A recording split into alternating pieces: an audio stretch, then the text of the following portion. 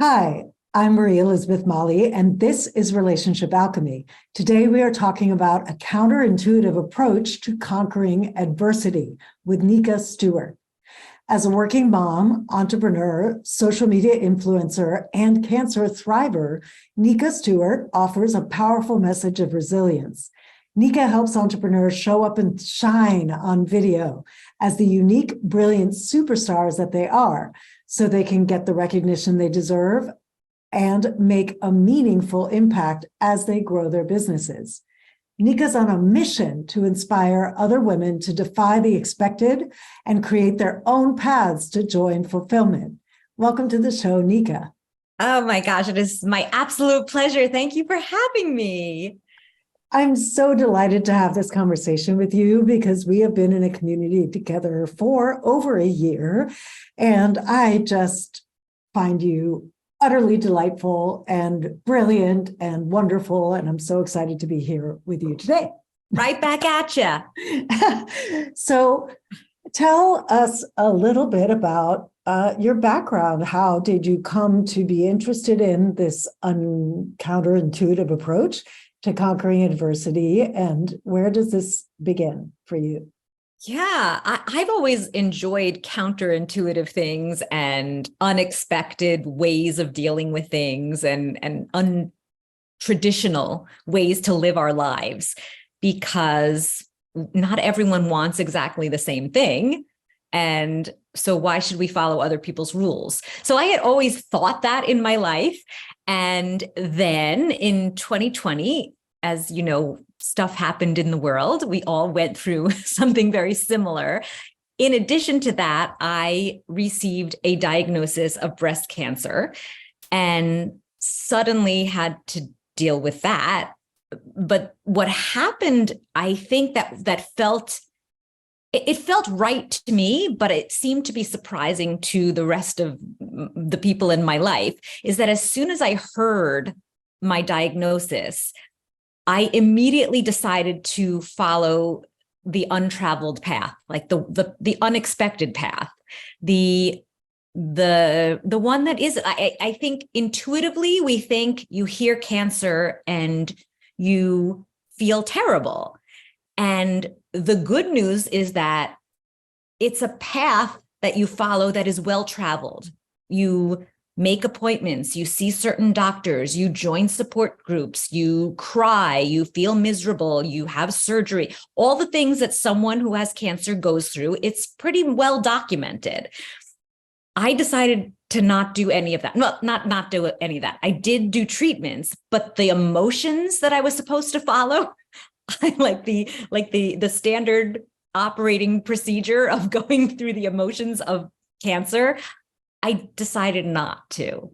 And it felt right to me because it felt like that's what I've always said. We don't have to do it the way other people have taught us to if that doesn't work for us. And it didn't work for me. I did do some, like, what do I do? Should I go on Facebook and find some groups of other people? Because I've never been through this myself. Maybe other people can tell me what I should expect. And I would join groups. I did join some groups, and the discussions just didn't feel right to me. And at first I said to myself, but I'm supposed to be there. Like, this is my group, but it wasn't. And so I did it my own way. And a friend actually, at some point in my path, months into my journey, a friend sent me a frame with a quote on it. And it said, she needed a hero, so that's what she became. And that's what I felt like I needed. Like, I was looking for guidance and I couldn't find the guidance that I needed that was right for me. So I had to just create the system for myself. And I feel like I'm talking about cancer as if it's like a business system and operating procedures. But that's really what it was for me. I decided to go through my cancer journey with optimism and humor, lots and lots of laughter, inspiration, joy, embracing the situation as if it was an adventure rather than a tragedy. And I truly believe that that's what got me through would I have survived without that? I don't know. But even if I did, it would have been miserable for a few years. And still, I'm still dealing with things. I'm not dealing with things, actually. I'm enjoying things. I think changing the language became very important to me. And when I shared my journey, as I was sharing it, people told me that they enjoyed it and were inspired by it. And I realized, wow, not everyone knows that they could do what they want with their situation. And it felt like a mission that I had to go on to help other people get through adversity, challenges, illness in a way that was most beneficial to them. And yes, you actually can embrace it and feel grateful for it and enjoy it as you go through it. And what I love most, I think, is you became even more you through it. Wouldn't you say? It's like the you that we get to experience today was always in there, but I feel like there was something about the experience that drove you into your own essence in such a deep way. And then your commitment to share it is incredible, because a lot of people also go into hiding with an experience like that, and they suffer in private, and they grieve, and they go through the whole thing in private. But you chose instead to become the naked bald lady, right? Yes. So say a word about that choice, because that's so fucking brave. It's so interesting that I think it in my opinion, in my mind, it appeared more brave than it felt. It felt right to me. And maybe it was brave. I mean, I will accept that, but it just really felt like the right thing to do. You don't have to. Certainly, I am not suggesting you go through an illness or a challenge the way I did. I'm suggesting you go through it in the way that works for you and feels best for you. Sharing for me felt right. At first, it was that I needed to document what I was going through for myself. I knew that as I was going through, there were physically challenging moments where I was feeling so horrible and sometimes emotionally, but I knew that I wanted to count it down. Like I knew things would get better, and I'd want to remember the challenge because I thought it would help me be stronger. So I documented it with video and writing. And it just felt like I should share this. And as I shared it and got support, it encouraged me to share more. And when I saw people being inspired, it encouraged me to share more. And I love that you said it helped me be more me. It's interesting that you say that, because a few things I've realized recently that were so awesome about going through the most challenging part of my cancer journey, like chemotherapy for 5 months, which is the hardest physical thing I've ever done. It was the most icky and nauseating and sickening thing I've ever done physically. What was amazing about it is it forced me to care about myself, like to know that it didn't matter. I wasn't responsible for anything more than taking care of myself. I still had a business to run. I still have a family to take care of, but none of that was priority over taking care of my health. And so it was a really awesome time. How often do we actually do that for ourselves? Prioritize ourselves. And it also, as you're saying, become more me. I was forced to, if I wanted to continue living and being with people and growing my business and sharing, I had to be imperfect. I had to be, and I almost don't like the word, because I think I was perfect, just like we all are. I was perfect and weird looking and bald and didn't have eyelashes and eyebrows or breasts because they were removed. Like I was a very strange looking human. And I did some videos where I walked out of the shower, which is why I started calling it the naked bald woman method. Because it stops the scroll. People are like, wait, what the heck is this? A woman walking out of the shower. I mean, I had a towel on, but a bald woman walking out of the shower stops you in your tracks and interrupts your pattern. And it's a great way to get people's attention. But it meant when normally in order to share something, I would wait till my makeup was good and my hair was good and my clothing was good and the lighting was good. Now I just couldn't wait for that. Otherwise, I would just be waiting a very, very long time.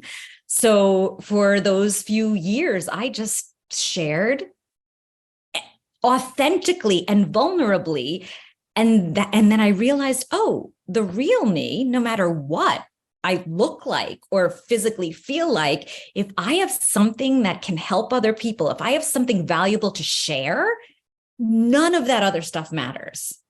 And that allowed me to just share and be me, like as the real me, instead of trying to, and putting on makeup and doing your hair, that still can be the real you. But the real you is also when you're not feeling so good. So keep getting out there. Well, and that's, this show is called Relationship Alchemy. And that, I feel like what you just described is the incredibly powerful alchemy you did in your relationship with yourself. That permission to show up exactly where you were, how you were, and the beauty and the magic of it, which is what I tell my clients all the time, is that when you cultivate that permission for yourself to show up as you are and to be the youest you can be, right? It gives permission to others to do that too. And I think that's why you had such a massive upswelling of support and interest and following and all of that, because it's like you really gave deep permission to people in varying states of suffering and health and adversity and all of that, the permission to be themselves in it and to actually learn to love themselves there, Yeah. And I love that you said that, because if you are sharing yourself, whether it's with a partner or online in business with clients or with a friend, when you are really being authentic and connecting with them, you're being vulnerable, you're being yourself, which means you're showing things that you may think aren't as good as they could be. And that not only, it's so connecting, because we don't feel a connection with perfection. Like there's no connection there. Like it's unrelatable. Yes. So when you are with people and you are just yourself, your imperfectly perfect self, it's so connecting. And that's when people really fall in love with you. And what I found so fascinating is when I shared something I was going through in a lighthearted way, like if I would put a light spin on something difficult, people told me it was relatable, so they could relate to it. And I thought, who ever imagined that people could relate to a woman who lost her hair and now goes to grab a barrette to put in her hair and then remember she doesn't have hair? Like, how is that relatable? Most of the world did not just lose their hair. But it doesn't matter what your challenge is. You don't have to worry that other people are having the same challenge. Having a challenge and showing that you're getting through it is relatable to people. It inspires them. Just like you're saying, you inspire others and you give them permission to be their real selves as well. Right. And we've all experienced having lost something and then doing an automatic action, like picking up the phone to call our mother who died or whatever. Like we've all experienced losing and then doing some action and going, oh my God, whoa, I just forgot, and then being reminded. Like we've all experienced that. And like you said, the context may not be the same, but that experience of loss hitting you again and again, in these unexpected ways, that's universal. Totally. And, there's a thing in writing that just popped up in my mind.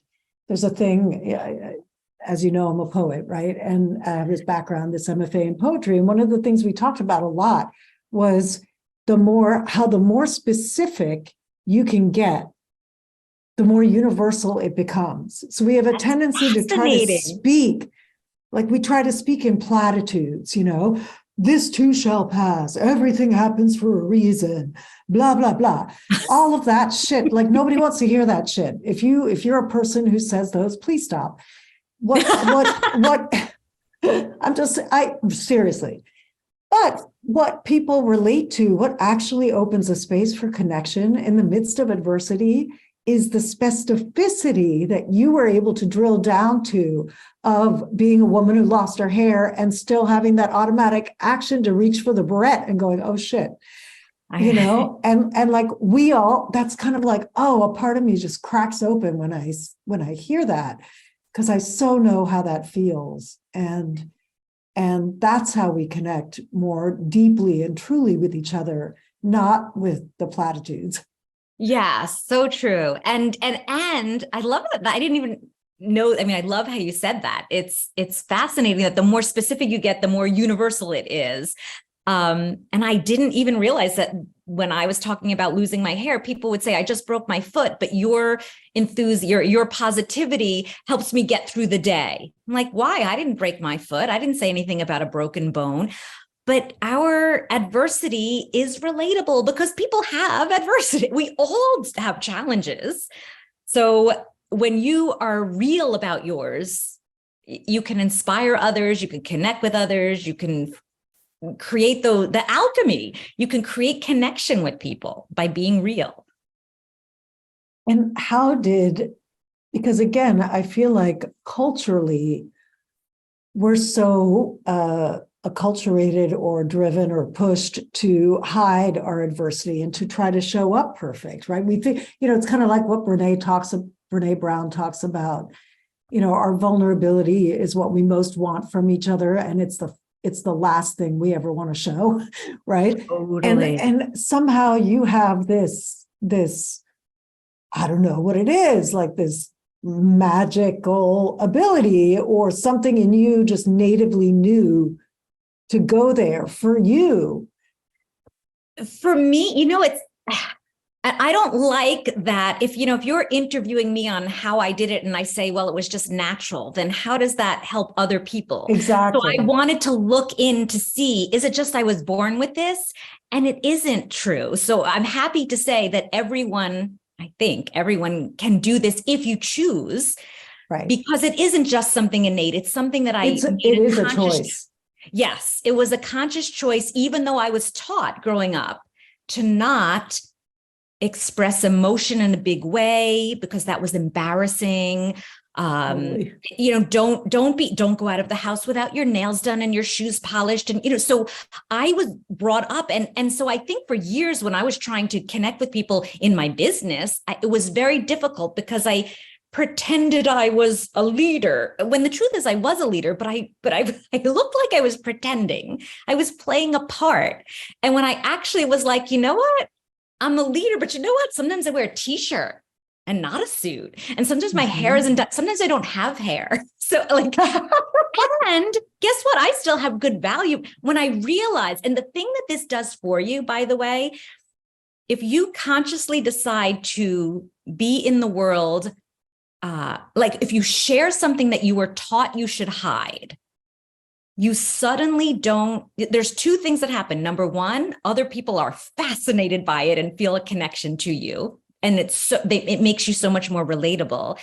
And number two, the stress it takes away from you, the amount, like I'll relate it to doing videos because I do videos for my business. When I used to have to do my hair and my makeup and I would create videos once every few months because it was stressful to figure, even if I would I don't look good enough. So I'm not, when all of a sudden if I have something important to say, I can pick up my phone and just record it no matter, even if I'm laying in bed and I want to lean over and say something, the permission I've given myself to just show up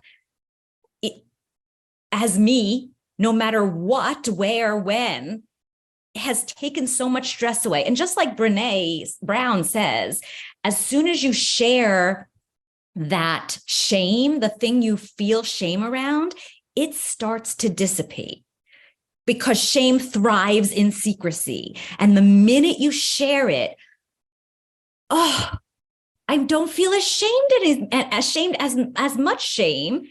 And now it's a little easier to share it the next time. And all of a sudden you're like, I was ashamed of that. That's not to, wouldn't it be great to get to that place? Amen. Totally. I think my favorite of one of your, it was several, but of your recent videos, you did this sort of series as you had drainage tubes and you were like the octopus. And because you had these multiple drains, which I'm sure was an incredibly uncomfortable experience, in your body. And yet you had this hilarious metaphor and you're like, look, I'm an octopus. And you're like, you're showing your, and that just endeared me so much to you. And I know that I filed that somewhere back in my mind for if I ever have another major surgery. I mean, I've had 2 hip replacements, not analogous to cancer, but also quite uncomfortable for recovery. Yeah. But if I ever have another major surgery, I'm going to have that memory of my delight at watching your hilarity have me approach, not necessarily that I'll jump on video about it, which I may or may not, but more that I can approach my own discomfort with levity. I can look for a hilarious, what animal am I like right now? It just kind of gives you my experience is like, oh, it gave me something else to do with my mind besides focus on how much this sucks. I'm so glad. I'm happy to hear that. And I hope you don't have a challenge where you have to think about that. Right. But now that you brought up levity and humor, that to me is one thing that if you feel you want to get better at sharing shame or being more vulnerable to connect with people, humor is a great way to connect that shame or vulnerability to the sharing. If you can find, because there's always something funny. Oh yeah. In everything. And while I would never try to think of something funny about your shame, I could certainly find something funny in my shame. And so that's what I did. And I realized everyone can do that. There's nothing funny about someone going through cancer, but I found something hysterical every day going through my journey, like forgetting I didn't have hair, or, I made fun of myself, like, oh, I recently drove past a sign and I was like, oh my gosh, there's a new mammogram center right near me. I'm so glad there's a new one right here. I better take their number. Oh, I don't have breasts. Wait. I don't have to go. So like things you do when you forget you don't have breasts. So like that's humorous. I want to share that because I'm making fun of myself that other people might say, isn't that so sad? You lost an important part of your body. Yes, it's sad. And let me find the humor in it because I can't change the fact. Why not laugh also? And that's a way. So it's almost like, here's your tip. That's one tip I'd like you to take. If you're looking for a way to share more vulnerability, look for the humor. Find the funny.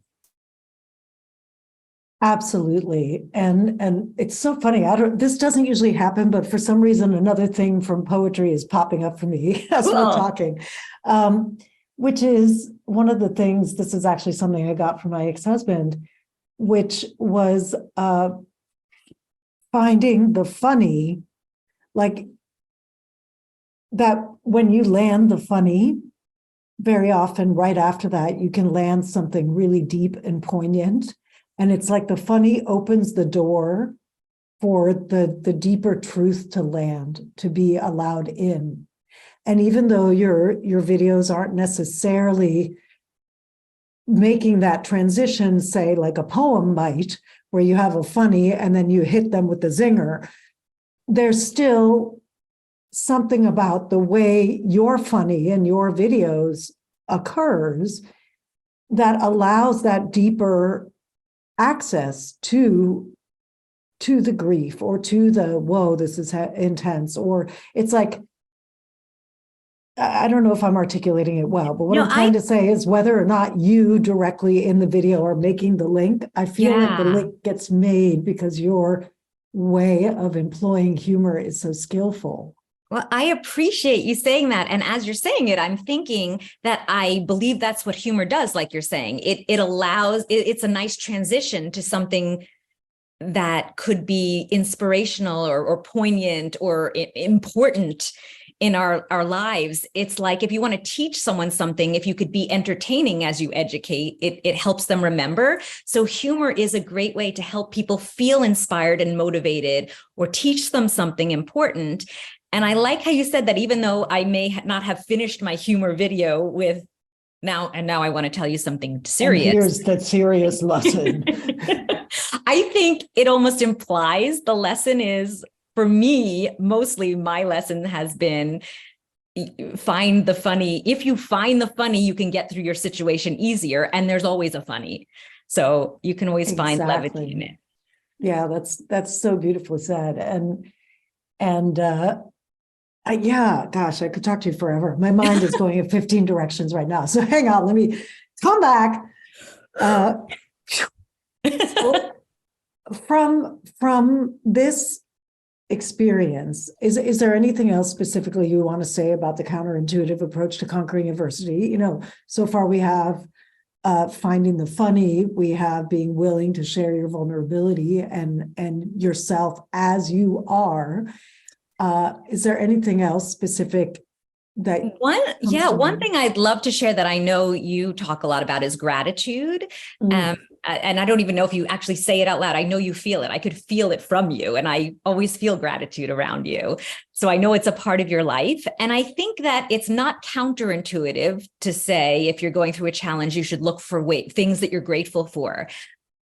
To make it more counterintuitive, I believe we need to be grateful for the thing that most people are like, oh, I wish that wasn't in my life. Instead of wishing it wasn't in your life, look for the reasons that you're grateful that it is in your life. So, like typically we're like, oh, I have this illness. Thank goodness. I feel so grateful I have friends who are around to cheer me up. Yes, of course. And thank goodness, I'm so grateful that this illness is in my life, because, and if you search for reasons, it will, again, because you can't change the fact. If the fact is a bad thing, if you think of this fact, like you can't change it, so change your attitude towards it. And gratitude is one of the things that will open your mind up to new thoughts and new feelings, because you're going to go through it anyway. Why not go through it with a positive mindset? Yeah, and I'm thinking about what you said at the top of our conversation, which is that for you, it was the first time that you really got to focus on you. Like, yes, your family was still there. Yes, your business was still there, and they still needed your attention.